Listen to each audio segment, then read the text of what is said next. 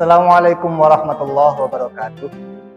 Nah, Sobat Darun Najah 2, alhamdulillah sore ini kita dapat berjumpa kembali dalam program Talk Show Ramadan Darun Najah.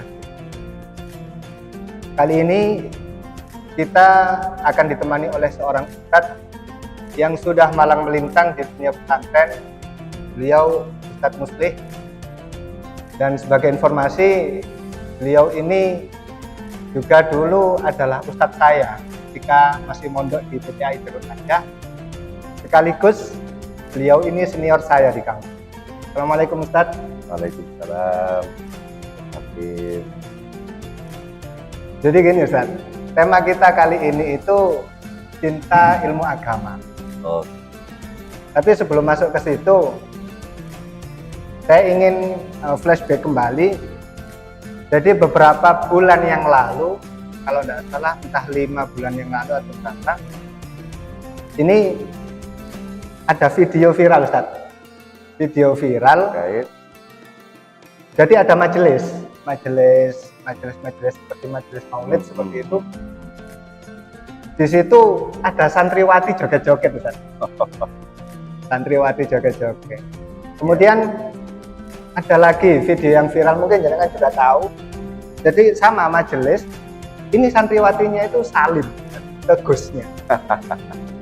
Salim ke gusnya. Nah, itu yang menggeliti itu isi komentarnya. Jadi gini, banyak yang komen, percuma belajar ilmu agama. Sudah, sekarang ilmu agama itu sudah tidak relevan dengan perkembangan zaman. Oke. Maka yang ingin saya tanyakan Ustaz, sepenting apa sih ilmu agama itu di zaman ini? Apakah benar dan tidak relevan lagi dengan kemajuan? Oh iya. Ya, ini ya Ustaz Habib ya. Kalau bilang agama itu sebagai sepenting apa? Sangat penting karena kita satu, ini sebagai umat muslim tentunya umat yang beragama. Memang banyak, apalagi akhir-akhir ini pendapat yang mengatakan agama itu mengekang keasasi manusia atau aliran syariat. Tetapi bagi kita, agama ini mengatur bagaimana cara manusia itu hidup berdampingan dengan sesamanya ataupun dengan makhluk lain. Kalau tanpa aturan, ya maka seperti hewan. Perbedaannya manusia sama hewan. Apalagi bagi kita orang muslim, tentunya pegangan hidup ini adalah Quran dan hadis. Salah satu hadis saja, mayuridillahu fi khairon yufaqihu fiddin.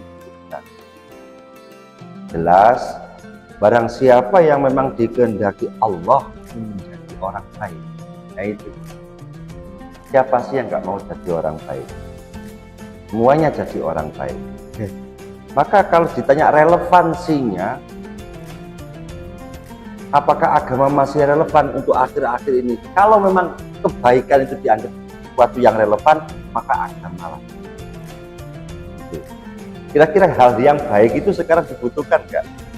Ya, Kalau semua membutuhkan, maka jawabannya apa? Berdasarkan hadis ini, jawabannya adalah yufaqihu. Tapi kalau kemudian harus beragama dulu baru baik, nyatanya banyak kok orang di luar sana yang tidak beragama tapi mereka berkelakuan baik. Bahkan juga banyak kita menemui orang-orang dengan kadang aling-aling beragama Islam, kemudian mereka berbuat jahat dan sebagainya. Nah, makanya pemahaman tentang agama ini kan juga harus baik. Kemudian baik itu menurut apa? Karena baik itu luas, ya kan? Karena baik itu luas. Akui saja, baik menurut saya belum tentu baik menurut jenengan. Baik menurut agama ini belum tentu baik menurut agama itu. Juga sebaliknya, ya kan? Nah, karena kita ini sebagai orang muslim, maka baik di sini adalah baik menurut syariat Islam. Menurut syariat Islam. Orang mungkin boleh mengaku beragama, boleh berkedok berpakaian seperti ustadz, seorang kiai atau bahkan gus. Tetapi kok ternyata tingkah polanya itu bertentangan dengan syariat Islam, tentunya pemahaman tentang agama. Nah, jadi ini Ustaz, sudah berpakaian seperti itu atau katakanlah sudah mondok, kemudian pemahaman ilmu agamanya itu yang kurang. Nah, ini yang kemudian jadi dalilnya orang-orang bahwa ya wis mondok itu percuma. Belajar agama itu percuma, toh itu lihat si fulan dan si fulan. Di dalam kitab Ayyuhal Walad itu ada cerita ya. Ada cerita. Ini nanti berhubungan korelasi dengan pertanyaan itu. Ada seorang laki-laki, dia itu sudah beribadah selama 70 tahun. Kemudian Allah ingin dia dipamerkan atau ditampakkanlah dia kepada malaikat. Tapi dengan sesuatu yang lain, Allah berfirman pada malaikat, ya malaikat, beritahukan kepada si fulan bahwa ibadahnya selama ini itu sia-sia, tidak akan bisa menjadikan dia masuk surga. Kemudian si malaikat menghampiri si fulan tadi dan berkata, hei fulan, kau sia-sia ngapain belajar agama, ngapain ibadah selama 70 tahun. Kata Allah, loh, ibadahmu tidak bisa menjadikanmu masuk surga. Apa kata si fulan? Ya Allah malaikat, ya sudahlah kalau itu kehendak Allah. Wong saya ini diperintahkan untuk ibadah. Ya sudah, saya ibadah. Toh andaikan ibadah itu tidak diterima atau tidak bisa menjadikan saya masuk surga, itu bukan urusan saya. Urusan saya hanya diperintah dan mengikuti perintah. Korelasi dengan pertanyaannya jenengan tadi. Lah memang tentang baik dan buruk itu sudah ditakdirkan oleh Allah. Manusia masuk karena rahmatnya Allah.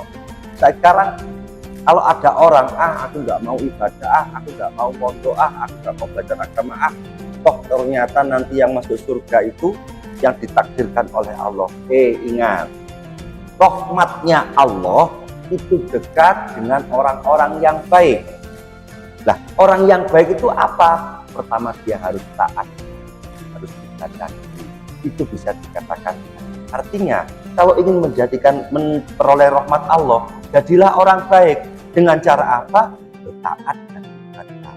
Korelasi dengan belajar ilmu agama tadi, lawong yang sudah belajar agama dengan sungguh-sungguh aja masih menyerahkan hasilnya kepada Allah, apalagi yang nggak mau belajar. Ini jadi nggak benar itu. Terus mondok-mondok buat nggak bisa seperti itu. Ini jadi kita untuk kebutuhan kita. Jadi kita belajar agama, beribadah, memahami berbagai macam ilmu agama. Ini kita tujuannya ya satu tadi, bisa menjadi muksinin. Setelah muksinin, harapannya kita mendapat itu mungkin ini ya, nanti koreksi kalau salah. Rasulullah itu pernah bersabda bahwa setiap orang itu kan sudah ada takdirnya. Ya. Ini ahli surga, ini ahli neraka. Kemudian ada sahabat tanya, ya Rasulullah, kalau seperti ya sudah, kita nggak usah usaha, ngapain diam aja, wong takdir kita sudah ditentukan. Tapi Rasulullah kemudian menjawab, loh ya kamu tetap harus berusaha, karena orang itu pasti akan didekatkan dengan takdir. Seperti itu. Nah iya, makanya tadi yang saya bilang, rahmatnya Allah, rahmatullahi qaribun bil muhsinin. Rahmatnya Allah itu dekat dengan orang-orang yang baik. Ingat, orang yang baik. Artinya apa? Kita ibadah, kita belajar ilmu agama, kita pondok, ini salah satu ikhtiar untuk menjadi orang baik. Apakah ini berarti menjamin takdir kita baik? Belum.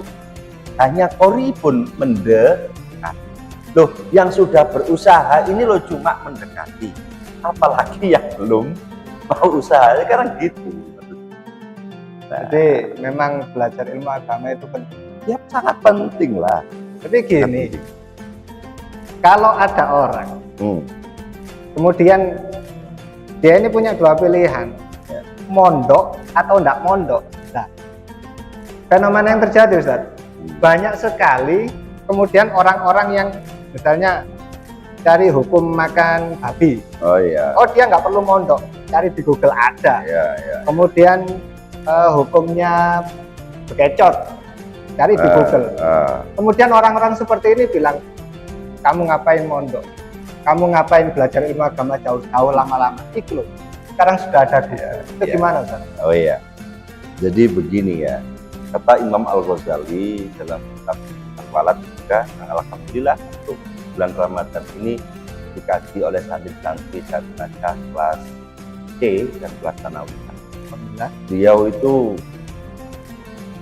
dahwah atau berkata seperti ini. Jika kamu belajar ilmu tiap hari, tiap malam tanpa tidur, kemudian ribuan ilmu itu kau pelajari, kalau hanya untuk satu tujuan-tujuan dunia, untuk unggul-unggulan, untuk saling mensombongkan, untuk agar viral, untuk agar biar terkenal, biar dikatakan orang alim, biar dikatakan jadi ustadz, biar jadi wahwa min tadbi'il umri, itu semua artinya tidak ada.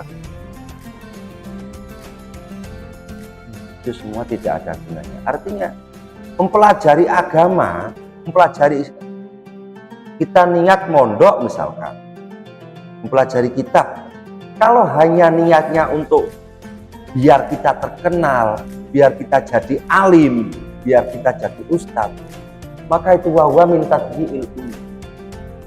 Apa? Niat no umur, niat no umur itu kan boso kitab, yang boso bahasa Indonesianya menyia-nyiakan waktu. Tetapi di situ diteruskan oleh Imam Ghazali ada 3 solusi. Bahwa yang pertama, niatkanlah untuk menghidupkan syariat Nabi. 1. Jadi menghidupkan syariat Nabi.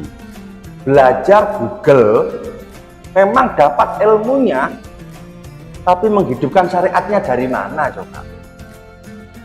Kedua, tahdhibul akhlak atau tahdhibul, membersihkan akhlak, membersihkan diri, bersihkan hati, belajar toto kromo.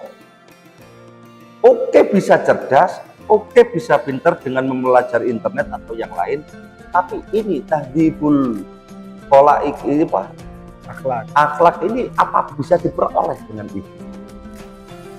Nah, yang terakhir ini yang sering hubungannya dengan seorang pemuda, apa? Taksirul hawa, pecah hawa nafsu. Artinya apa? Dengan belajar riyadhah, mondok, ini yang ketiga ini adalah berusaha mengendalikan keinginan nafsu yang sebetulnya al-ammaratu, semuanya menjurus pada ketek. Nah, ini yang nggak diperoleh. 3 hal ini tidak akan bisa diperoleh tanpa seorang guru, tanpa waktu yang lama, tanpa syarat-syarat memperoleh ilmu yang seperti bukain wakil sin wasdibarin wabul gotin tadi waktu. Nah, kita jadi memang belajar apa istilahnya berhadapan langsung dengan guru itu penting, sangat penting sekali.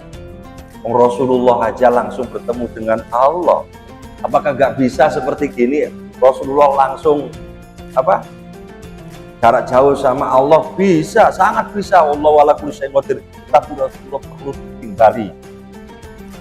Lagi langsung dengan Allah. Ini kan juga syariat kepada kita bahwa nggak bisa dalam berguru berilmu itu hanya mengandalkan wifi saja, nggak bisa.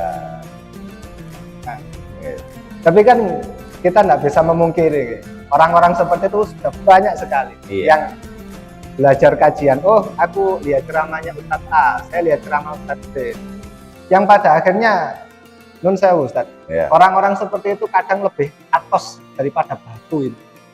Iya. Gimana kalau kita kemudian bertemu dengan orang-orang yang semacam itu, apa yang harus kita sampaikan atau bagaimana? Jadi begini, ya kita nggak tahu yang namanya niatnya orang. Ya saya kembalikan tadi loh apa yang dikatakan Imam Ghazali. Jadi orang mempelajari agama, kalau mereka berarti mempelajari ilmu agama loh ya, sumbernya berbagai macam sumber, ya kan? Kalau hanya tujuannya biar terkenal, biar ngalim, biar bisa berdebat, biar viral, biar wa'ala alihi washabihi, nah maka mentajil umri, sia-sia mereka. Kalau tanpa didasari satu, memang ingin mensiarkan syariat Nabi, kedua memperbaiki akhlak, maka baik itu seperti dalam dawuhnya Allah Karim Sayyidina Ali kalau nggak salah dalam kitab Ayyuhal Walad juga disebutkan, satu hari ya Allah lupa saya, intinya kalau satu hari saya bertambah ilmu tapi tidak bertambah dekat dengan Allah, maka itu celaka. Artinya apa? Seharusnya dengan bertambahnya ilmu dia makin merusuk, dia makin bertambah seperti itu. Kalau dengan tambah tahu, tambah pengetahuan terus, oh dia tambah dari sampean mau atos angel kandana nih. Manis dada ilman, gimana itu? Barang siapa yang bertambah ilmunya kepada Allah tetapi tidak bertambah dekat kepada Allah, maka dia semakin menjauhkan kepada Allah. Semakin berilmu, semakin jauh dari Allah. Itu. Jadi yang terakhir Ustadz, ini closing ya. Jadi karena jenengan ini sudah sangat berpengalaman dan saya tahu sudah melalui 3 fase. Jenengan pernah jadi santri, jenengan sudah pernah jadi guru, Ustadz, dan sampai sekarang masih jadi guru. Kemudian jenengan juga merupakan wali santri. Mana Ustadz yang paling berat dari 3 ini? Kalau dikatakan yang sudah paling berpengalaman, tidaklah. Saya tua gitu aja loh. Ya memang lah. Dulu saya mondok itu tahun 95 sampai tahun 2006 ketika nikah. Yang 2005 itu sudah sebelum nikah saya sudah berkhidmah di Pondok Darun Najah sampai sekarang, dan alhamdulillah saya punya 2 putri yang sekarang juga masih mondok. Putri yang pertama kelas 2 SD. Jadi awal-awal gini dulu. Ketika menjadi santri, saya merasa dulu yang sulit itu menjadi santri. Ketat, harus gini, harus paksa gini. Kemudian setelah menjadi guru, saya merasakan, oh jadi guru itu harus sabar, digoda oleh santri seperti ini. Jadi kita masih harus tetap sabar, ngomong, gitu. Nah, kemudian sekarang saya merasakan menjadi wali santri. Ternyata ini lebih berat. Kenapa? Karena kalau santri, oke dia ada paksaan, tapi kan hanya dari satu sisi. Kemudian dari seorang guru, dia ada paksaan, ada penggodaan, itu hanya dari keluarga dan dari santrinya sendiri. Biasanya seperti itu seorang guru. Nah, kalau jadi wali santri, ini harus menjaga 2 hati. Oke. Ini beratnya sebagai wali santri, menurut saya loh ya. Menurut saya. Jadi seorang wali santri itu harus satu menjaga anaknya, bagaimana biar anaknya itu biar tetap taat. Yang kedua, menjaga perasaan seorang gurunya. Bagaimana gurunya ini tetap ridho pada anaknya. Karena para masyayikh, para sesepuh, mbah yai salafus soleh menghentikan bahwa syaratnya ilmu itu 3, ridhonya guru, ridhonya murid, dan ridhonya orang tua. Ridhonya murid mungkin mudah dicapai, gitu. Ridhonya orang tua jangan ridho, mana ada orang tua yang gak ridho anaknya kotor. Tapi ridhonya guru ini, ridhonya guru mungkin bisa diperoleh oleh murid, tapi seorang santri, wali santri, dia sekali menolak atau keberatan dengan kebijakan orang pengasuh, ini bagi saya termasuk masuk bagi ilmunya kita berat sekali. Maka jadi lek biyen mondok yang berat itu bagi saya adalah mondoknya. Nah sekarang menjadi wali santri ternyata yang lebih berat itu menjadi wali santri yang akan mondok, karena harus menjaga dua hati kita, hati anak dan hatinya sang guru dari kita. Mungkin seperti itu menurut saya. Jadi demikian pemirsa, maka sangat penting sekali untuk belajar ilmu agama, sekalipun zaman sudah semakin maju, tapi tetap ilmu agama itu tetap sesuatu yang relevan sampai saat ini, karena bagaimanapun dengan ilmu agama kita akan semakin dekat dengan rahmat. Sampai jumpa di pertemuan selanjutnya. Assalamualaikum warahmatullahi wabarakatuh. Waalaikumsalam warahmatullahi wabarakatuh.